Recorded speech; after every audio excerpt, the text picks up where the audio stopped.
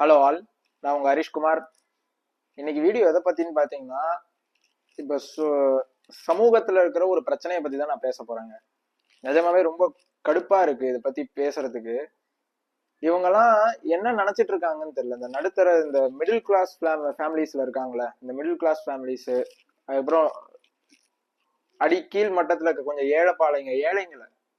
ஏழைங்கன்றப்போ பண வசதி இல்லாத, ஒரு தங்கறதுக்கு ஒரு வீடு இல்லாத, ஒரு சாப்பிட்றதுக்கு சரியான சாப்பாடு இல்லாத ஜனங்கள், மக்கள், பப்ளிக்ஸ், இவங்களெல்லாம் நம்புறதே, நான் வந்து இவங்கெல்லாம் நம்புறது ஒருத்தர் பாத்தீங்கன்னா கவர்மெண்ட் தான்.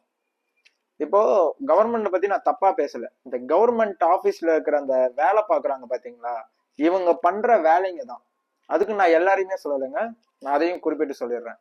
இப்ப வந்து என்னோட சொந்த பிரச்சனை இது. நான் சொந்த பிரச்சனையை வீடியோல பேசக்கூடாது. இருந்தாலும் வந்து இது வந்து என்னோட சொந்த பிரச்சனையை தாண்டி நான் அந்த என்னோட சொந்த பிரச்சனைக்காக நான் போகும்போது அங்க வந்து கதறினா ஒரு 4 பேர், அவங்களும் பப்ளிக் தான், அவங்கள யாருன்னு எனக்கு தெரியாது. அவங்கள பத்தி அவங்களுக்காக தான் நான் இந்த வீடியோ மேக் பண்றேன். எனக்காக நான் இந்த வீடியோ மேக் பண்ணவே இல்லை. என்னோட சொந்த பிரச்சனையை பேசுறதுக்கு வந்து சோசியல் மீடியா எனக்கு இது கிடையாது. எல்லாருமே அவங்கவுங்க சொந்த பிரச்சனையை எல்லாரும் ஒரு வைரலா போட்டுட்டே தான் இருக்காங்க. நான் வந்து என்னோட சொந்த பிரச்சனையை நான் பேச போறது கிடையாது. நான் பேச போறது, நான் என்னோட சொந்த ஒரு பிரச்சனைக்காக நான் போனப்போ என் பக்கத்துல என்ன மாதிரியே ஒரு மிடில் கிளாஸ் பீப்புள்ஸ், அவங்களாம் எல்லாமே மிடில் கிளாஸ் தான். அதான் ஒன்னே ஒண்ணுதாங்க. வாழ்க்கையில ஒண்ணு பிறந்தாச்சுன்னா ஒண்ணு நல்ல பணம் இருக்கிறவனா பிறந்துடணும், இல்ல பணமே இல்லாதவனா பிறந்துடணும், ஏழையா பிறந்துடணும். ஏன்னா இவங்க ரெண்டு கேட்டகரியுமே எப்படி தெரியுமா? பணம் இருக்கிறவன் அவனுக்கு தேவையானதை வாழ்ந்துட்டு போயிடுவான், அவனுக்கு எல்லா ஆசைக்கும் அவன் நிறைவேற்றி போயிடும். இப்ப ஏழையா இருக்கிறவன் ஆசைப்பட மாட்டான். ஏன்னா ஆசைப்பட்டாலும் அவனை அந்த அந்த ஆசையை அடையறதுக்கான ஒரு ஒரு வழிகள் அவன்கிட்ட இருக்காது. அதனால அதுக்கு எதுவுமே அவன் ஆசைப்பட மாட்டான். மிடிலுக்கும் கீழே இருக்கிறவங்க, அந்த அந்த மிடில் கிளாஸ் பீப்புள்ஸ் இருக்காங்க பாத்தீங்களா, நம்மள மாதிரி ஆட்கள். நானும் மிடில் கிளாஸ் தான். நான் ஒன்றும் பெரிய பணம் இருக்கிறவன், ரொம்ப ஏழையும் கிடையாது. மிடில் கிளாஸ் பீப்புள் தான். இந்த மிடில் கிளாஸ் பீப்புள்ஸ்லாம் எப்படின்னு பாத்தீங்கன்னா, இஎம்ஐ கடன், வட்டிக்கு கடன் வாங்கினது, அது இது, குழந்தை கல்யாணத்துக்கு கடன் வாங்குறது, கார் வாங்குறது, வண்டி வாங்குறது. அதாவது நம்மளால ஆசைப்படவும் முடியும், ஆசைப்படுறதை அடையவும் முடியும், அதால கஷ்டமும் பட முடியும். இந்த மூணுமே நமக்கு நடக்கும். அந்த மாதிரிதான். அதனால இந்த மூணுல வந்து ஒண்ணு மேல பிறந்துடணும், இல்ல கீழே பிறந்துடணும். இந்த நடுவுல பிறந்துக்கிட்டோம்னா வாழ்க்கை ஃபுல்லா பிரச்சனை தான் இருக்கும். அது வாழ்க்கை ஃபுல்லா ஒரு எப்படி ஒரு 30 வயசு வரையும் ஒரு மிடில் கிளாஸ்ல பிறந்த பொண்ணோ பையனோ யாரா இருந்தாலும் கண்டிப்பா ப்ராப்ளம்ஸ் இருக்கும். அந்த 30 வயசுக்கு மேலதான் அவன் ஐயோ அப்பாடா எல்லா பிரச்சனையும் முடிஞ்சிருச்சுன்னு சொல்லிட்டு அப்பதான் கொஞ்சம் ரிலாக்ஸ் ஆகும். அப்ப கூட ரிலாக்ஸ் ஆவானான்னு எனக்கு தெரியாது. ஒரு சில பேர்லாம் 40-45 வயசு எல்லாம் கஷ்டப்பட்டுக்கிட்டு இருக்காங்க. இதை நான் எதுக்கு சொல்றேன்னா, இது என்னோட பர்சனல் பிரச்சனை கிடையாது. நான் ஆரம்பத்துல சொன்ன மாதிரி இது வந்து என்னோட என் பக்கத்துல ஒரு 4 பேர் வந்து கதர்ன அந்த குமுறல் தான் எனக்கு இந்த வீடியோவே மேக் பண்ண வச்சது. என்னன்னு பாத்தீங்கன்னா, இப்ப எங்க வீட்டுல நான் முதல்ல என்ன நடந்ததுன்றத சொல்லிடுறேன். இது வந்து ஒன்னும் டாபிக்கோ எங்கேயோ நடந்ததோ மிஸ்ட்ரியோ ஹிஸ்டரியோ எதுவுமே கிடையாது, இன்சிடென்ட்டோ எதுவுமே கிடையாது. இது வந்து பர்சனலா இதை வந்து சோசியல் மீடியால போட்டா ஒரு 4 பேர் பார்த்து இதை திருந்துவாங்கன்றதுக்காக தான் நான் அந்த வீடியோ மேக் பண்றேன். நான் வந்து எல்லாரையும் நான் சொல்லல, இருக்கிறவங்கள மட்டும் சொல்றேன். நான் எந்த இடம் எதுவுமே நான் சொல்ல மாட்டேன். ஏன்னா அதெல்லாம் சொன்னா மேபி ஏதாவது ப்ராப்ளம் ஆகிறதுக்கு வாய்ப்புகள் இருக்கு. அதனால வேணாம். நான் என்ன நடந்ததுன்றது மட்டும் நான் சொல்லிடுறேன். ஆக்சுவலா என்னன்னு பாத்தீங்கன்னா, இப்ப எங்க வீட்டுல வந்து கரண்ட் பில் வந்து ஒரு 5-6 மாசத்துக்கு முன்னாடி வந்து, 5-6 மாசம் கூட கிடையாது, கரண்ட் பில் வந்து ஒரு 1.5 மாசத்துக்கு முன்னாடி வந்து 40,000 வந்தது. ஆக்சுவலா 37,000 தான் வந்திருந்தது. 37,000 சம்திங், ஒரு சில்ற மாதிரி, 37,000 சில்ற மாதிரி, அந்த மாதிரி தான் வந்திருந்தது. அது என்னன்னு பாத்தீங்கன்னா, எதுக்கு இப்ப 37,000 வந்திருக்குன்னு தெரியல. ஏன்னா ஒருத்தர் கல்யாணம் பண்ணி அவங்க நிச்சயதார்த்தம் பண்ணும் போது அவங்களுக்கு வர்ற பணம் அது.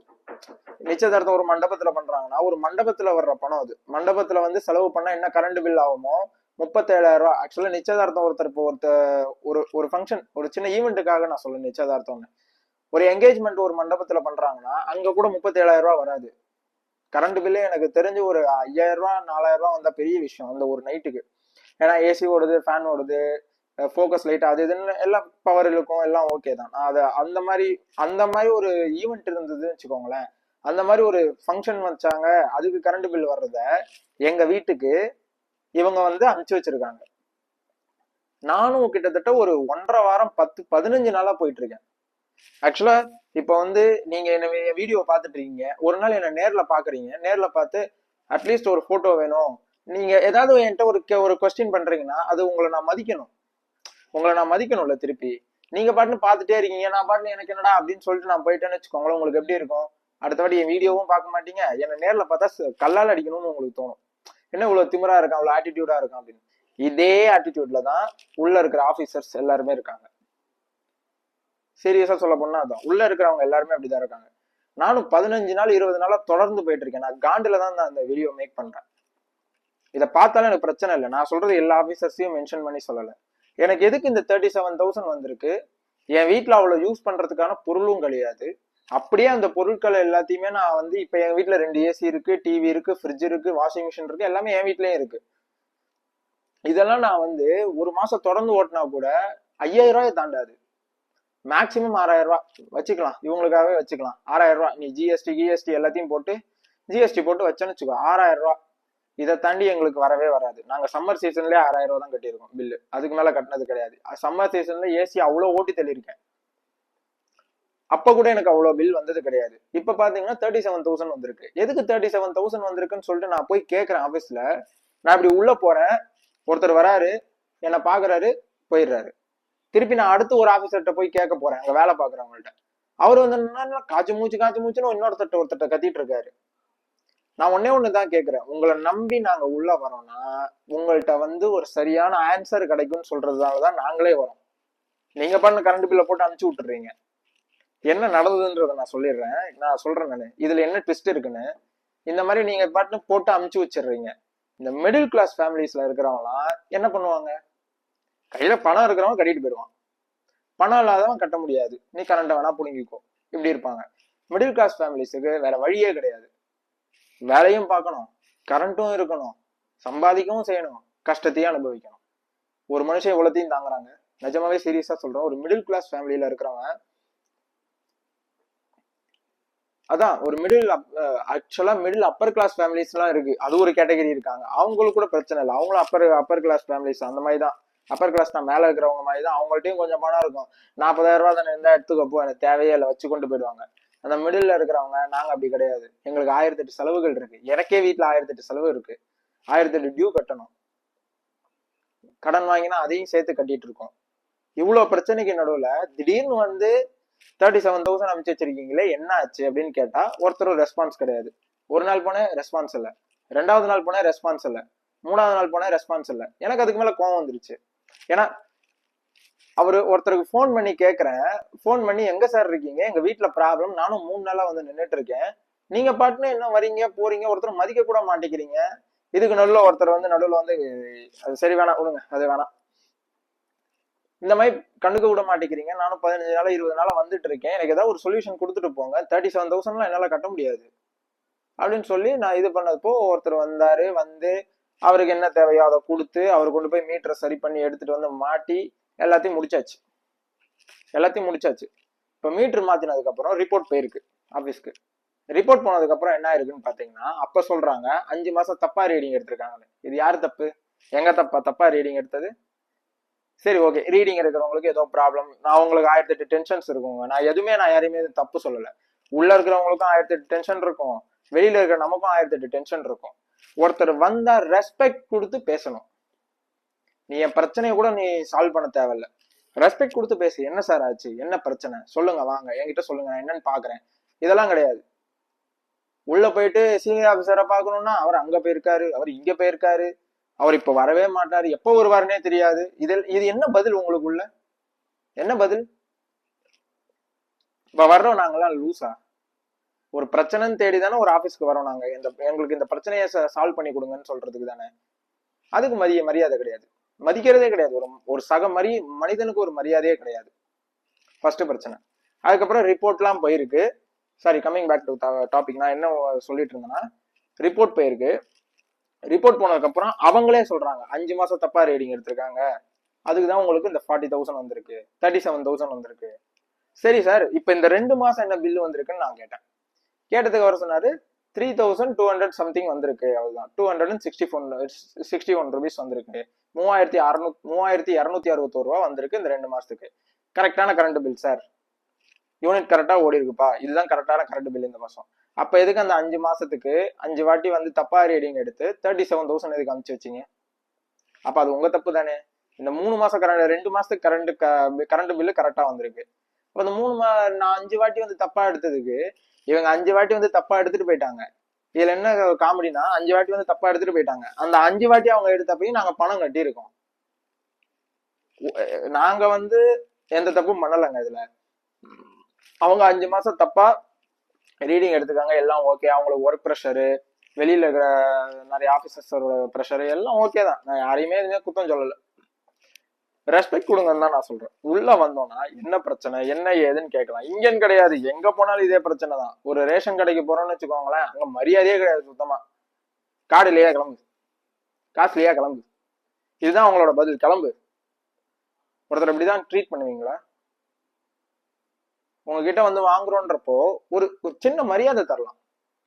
ஒரு 5 வயசு பையனோ 10 வயசு பையனா இருந்தா கூட அவனுக்குன்னு கொடுக்க வேண்டிய ஒரு மரியாதையை தரணுங்க. இல்லைன்னா அது என்ன, நம்ம என்ன நாட்டுல வாழ்ந்துட்டு இருக்கோம் இப்போ? யாருக்கா இருந்தாலும் ஒரு மரியாதை இருக்கணும்ல. செல்ஃப் ரெஸ்பெக்ட்னு ஒருத்தர் ஒரு பையன் படிக்கவே இல்லை, ஒன்னத்துக்கும் யூஸ் இல்லை, அவனுக்கும் ஒரு செல்ஃப் ரெஸ்பெக்ட் இருக்கு. அந்த ரெஸ்பெக்ட நீ தர தேவையில்ல. அவனை குறை சொல்லக்கூடாது, அவனை வந்து துச்சமா நினைக்க கூடாது, இழிவா நினைக்க கூடாது. அந்த மாதிரிதான் இவங்க தப்பா ரிப்போர்ட் வந்திருக்கு, தப்பா வந்திருக்கு, எல்லாம் ஓகே தான். அதுக்கப்புறம் இத்தனை நாளா போய் அங்க பேசி இங்க பேசி இங்க பேசி அங்க பேசி கடைசியில நான் இன்னைக்கு போயிட்டு வந்தேன். இன்னைக்கு போனப்போ நம்பர் கேட்டாங்க, எல்லாம் சொன்னேன். கஸ்டமர் நம்பர் கேட்டாங்க, கன்சியூமர் நம்பர் கேட்டாங்க, அந்த கார்டு நம்பர் கேட்டாங்க, இபி கார்டு நம்பர் எல்லாம் சொல்லியாச்சு. சொன்னதுக்கு அப்புறம் இதை வந்து நாங்க உங்களுக்கு ஸ்பிளிட் பண்ணி இது பண்ணி தருவோம். அந்த 5 மாசம் தப்பா ரீடிங் எடுத்ததுக்கு யூனிட் ஜாஸ்தியா போட்டுதான் உங்களுக்கு இவ்வளவு பில் வந்திருக்கு. அந்த தப்பா போட்ட யூனிட்டை கம்மி பண்ணி அந்த மாசம் நீங்க எவ்வளவுக்கு எவ்வளவு யூஸ் பண்ணிருக்கீங்கன்றது கரெக்டா யூனிட் ரிப்போர்ட்ல வந்துருச்சு. அந்த யூனிட்டுக்கு ஏத்த நீங்க கட்டின, இதுக்கு முன்னாடி கட்டியிருக்கோம்ல, அந்த தப்பா ரீடிங் எடுத்தப்பையும் நம்ம கட்டியிருக்கோம்ல, நாங்க கட்டியிருக்கோம்ல, சாரி நம்மன்ட்டேன், நாங்க கட்டியிருக்கோம்ல. அந்த தப்பா ரீடிங் எடுத்ததையும், தப்பா ரீடிங் எடுக்கும் போது நாங்க பணம் கட்டியிருக்கோம். 1000 ரூபாய் 2000 ரூபான்ற மாதிரி கட்டியிருக்கோம். அந்த மாதிரி அந்த 1000 ரூபாய் 2000 ரூபாயும் நாங்க வச்சுக்கிட்டு பேலன்ஸ் எவ்வளவு அமௌண்ட் அந்த யூனிட்டுக்கு எவ்வளவு கட்டணுமோ அதை நாங்க ஸ்பிளிட் பண்ணி உங்கள்கிட்ட கொடுத்துடுறோம். அதை எல்லாத்தையும் தப்பா யூனிட் எடுத்தது எல்லாத்தையும் கழிச்சுட்டு கரெக்டான அமௌண்ட்டை மட்டும் நான் உங்களுக்கு மெயில் பண்ணி விடுறோம். அதுக்கு எவ்வளவு நாள் ஆகும்னு கேட்டா 1 வாரம். ஒன்றும் இல்லை, சிம்பிள் மேட்ரு. ஒரு சிஸ்டம்ல வச்சிருக்காங்க, சிஸ்டம்ல போட்டு இவ்வளவு அமௌண்ட் வந்திருக்கு, அதை கேன்சல் பண்ணிட்டு இதை போட்டா வேலை முடிஞ்சது. இதை நான் ஒரு பெரிய ஆபீசர்கிட்டயே நான் கேட்டு பார்த்துட்டேன். ஒரு சீனியர் ஆஃபீஸர், கிட்டத்தட்ட அவங்களுக்கு 30 வருஷம் எக்ஸ்பீரியன்ஸ் இருக்கு. இபில தான் அவங்களும் வேலை பார்க்குறாங்க, சீனியர் ஆஃபீஸர் அவங்க. ஆனா அவங்க சென்னையில கிடையாது, வேற ஒரு ஊர்ல இருக்காங்க. அவங்கள்ட்ட கேட்டு பார்த்தாச்சு. அவங்க சொல்றாங்க 10 நிமிஷம் வேலை அது, உங்களை ஏன் இவ்வளவு நாள் இழுத்தடிக்கிறாங்கன்னு எங்களுக்கு தெரியல. அப்போ உள்ள இருக்கிற உனக்கு வேற என்ன வேலை இருக்கு? உள்ள இருக்கிறவங்களுக்கு எல்லாம் இதுதான் வேலை.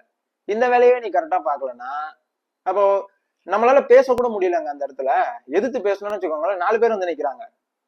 என்ன சார் இப்படி பேசுறீங்க, எங்களுக்கு 1008 டென்ஷன் இருக்கு. உங்களுக்கு மட்டும்தான் டென்ஷன் இருக்கா? எல்லாருக்கும் தான் டென்ஷன் இருக்கு. அவன் வேலை வெட்டியை விட்டுட்டு பிள்ளைய ஸ்கூல்ல விட்டு அவளை போய் அந்த பிள்ளைய பெத்த பிள்ளைய கூப்பிட போகாம வீட்டுல உடம்பு சரியில்லாதவங்களை வச்சுக்கிட்டு இவ்வளவு பிரச்சனையும் வச்சுட்டு தான் ஒருத்தன் வந்து ஆபீஸ்ல வந்து கேட்கறான். ஒரு பப்ளிக் வந்து கேட்கறான், இந்த மாதிரி எனக்கு பிரச்சனை இருக்கு சார், எப்படியாவது பண்ணி கொடுங்க அப்படின்னு. இதுக்கு மேல ஒரு பப்ளிக் உனக்கு என்ன ரெஸ்பெக்ட் தரணும்? நீ தான் தர மாட்டேங்கிறீங்க, நீங்க தான் தர மாட்டேங்கிறீங்க ரெஸ்பெக்ட். இதைதான் நான் சொல்லணும்னு வந்தேன். எனக்கு ரொம்ப மைண்ட் ப்ரெஷர், எனக்கு எங்க போறதுன்னே தெரியல. பில்லு இதுல என்ன தெரியுமா ஒரு பிரச்சனை, ஒரு பியூட்டி என்ன தெரியுமா, ஃபுல்லா மாறி மாறி இன்ட்ரெஸ்ட் போட்டு அமைச்சிட்டு இருக்காங்க. பெனால்டி போட்டு அமௌண்ட் போட்டு போட்டு அமைச்சிட்டே இருக்காங்க. பிரச்சனை இவங்க கிட்ட இருக்கு, எல்லாம் தப்பு பண்ணதும் இவங்க தான், பெனால்டி போடுறது எங்களுக்கு. தயவு செய்து ஒரு எங்க போனாலுமே, ஒரு இபி ஆபீஸோ ரேஷன் கடையோ ஒரு பிரைவேட் ஒரு ஷாப்போ எங்க போனாலும் ஒரு சக மனிதனுக்கு கொடுக்குற ஒரு மரியாதையை கொடுங்க. அதனாலதான் இன்னைக்கும் பிரைவேட் எங்கேயோ இருக்கு. அதான் ஒரு ஃபேக்ட்.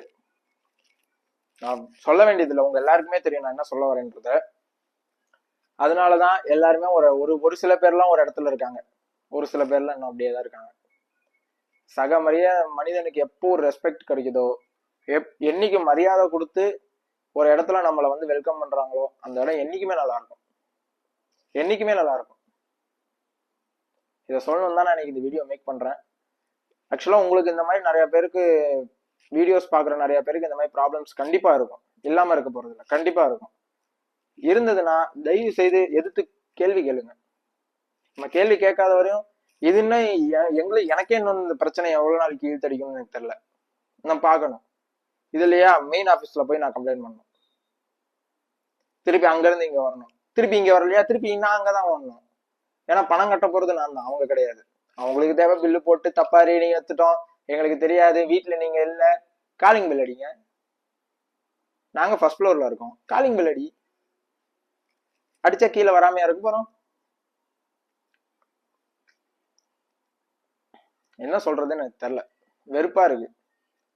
நிறைய பேருக்கு இந்த மாதிரி பிரச்சனை இருந்தா இந்த வீடியோ ஷேர் பண்ணுங்க. இன்னும் யாரா இருக்கலாம் இந்த மாதிரி.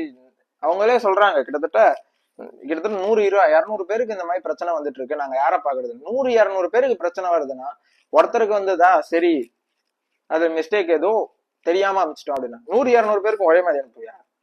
நேத்துலாங்க ஒருத்தர் வந்திருக்காரு, 1 லட்ச ரூபா பில் வந்திருக்கான் 2 மாசத்துக்கு. அவர் சொல்றாரு எங்க வீட்டுல ஒரே ஒரு ஏசி தான் இருக்கு, இத்தனைக்கும் ஒரு ஃப்ரிட்ஜ் ஒரு வாஷிங் மிஷின் நார்மலா என்ன இருக்கோ அதுதான் இருக்கு, இத்தனைக்கும் நாங்க பெரிய பிராண்டடாலாம் வாங்கி வைக்கல, நார்மலான ஒரு வாஷிங் மிஷின் தான், எல்லாம் மேனுவல் வாஷிங் மிஷின் தான், நம்மளே எடுத்து ட்ரையர் போட்டுக்கணும், எல்லாம் அதுவே ட்ரையரா அந்த மாதிரி வாஷிங் மிஷின் தான் வாங்கி வச்சிருக்காங்க. அவர் சொல்றாரு, கதறாரு, வெறுப்பாவது அவருக்கு. அவர் சொல்றாரு நான் கிட்ட 1 மாசமா வந்துட்டு இருக்கேன் சார், எனக்கு ஒண்ணுமே பண்ணி தர மாட்டேங்கிறாங்க, 1 லட்ச ரூபா பில்லு போட்டு வச்சிருக்காங்க, நான் எப்படி கட்டுவேன் அப்படின்றாரு. ரிப்போர்ட்ல வந்துச்சுன்னா நீங்க கட்டிதான் ஆகணும் அப்படின்றாங்களாம். எப்படிங்க கட்டுவான் ஒருத்தன்? எப்படி ஒருத்தர் கத்துவாரு? மிடில் கிளாஸ் ஃபேமிலியில இருக்கிறவரு. தயவு செய்து இதை பாக்குற நிறைய பேர் இந்த மாதிரி ஒரு ஜாப்ல இந்த மாதிரி ஒரு இடத்துல இருக்கீங்கன்னா தயவு செய்து ஒருத்தருக்கு கொடுக்க வேண்டிய மரியாதை தயவு செய்து கொடுங்க, கொடுக்காம இருக்காதீங்க. உங்களுக்கு தான் திருப்பி பிரச்சனை வரப்போகுது.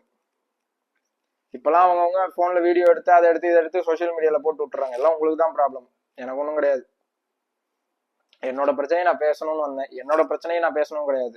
ஃபர்ஸ்ட் சொன்ன மாதிரி என் பக்கத்துல இந்த 4 பேர் அவங்களோட அந்த கத்துறாங்க, வெறுப்பு, அவங்களுக்கு என்ன பண்றதுன்னே தெரியல. இல்ல இல்ல 2 பேர் வயசானவங்க வேற, அவங்களும் வேற வராங்க.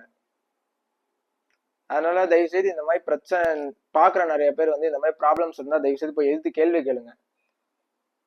அவ்வளவுதான் என்னால சொல்ல முடியும். நாளைக்கு இன்னொரு வீடியோல உங்களை வந்து பாக்குறேன். ஆக்சுவலா இன்னைக்கு நான் வேற பேசலான்னு பார்த்தேன், இன்னைக்கு இதை வந்து நம்ம பேசிடணும், பாக்குற 4 பேராச்சும் கேட்பாங்களே, அதுக்காக தான். நாளைக்கு இன்னொரு வீடியோல உங்களை வந்து பாக்குறேன். உங்கள்ட்ட இருந்து வருது ஹரிஷ்குமார். மறக்காம ஹரிஷ்குமார் சேனலை சப்ஸ்கிரைப் பண்ணுங்க. நிறைய பேர் சப்ஸ்கிரைப் பண்ணிருக்கீங்க, ரொம்ப தேங்க்ஸ். அதுக்கு நிஜமாவே ரொம்ப தேங்க்ஸ். என்னோட வீடியோஸ்லாம் கொஞ்சம் கொஞ்சமா யூஸ் போகுது, ரொம்ப நன்றி பாக்குற எல்லாருக்குமே. வீடியோ பிடிச்சிருந்தா நான் பேசுறது உங்களுக்கு புரியுது அப்படின்னு நினைச்சிருந்தீங்கன்னா சப்ஸ்கிரைப் பண்ணுங்க, லைக் பண்ணுங்க, நிறைய பேருக்கு ஷேர் பண்ணுங்க. நீங்க பண்ற ஒரு சப்ஸ்கிரைபே எனக்கு ஒரு பெரிய சப்போர்ட்டா இருக்கும், பெரிய பலமா இருக்கும். ரொம்ப தேங்க்ஸ். நாளைக்கு இன்னொரு வீடியோல உங்களை வந்து பாக்குறேன். உங்கள்ட்ட இருந்து வருது Harishkumar. Love you all. Cheers.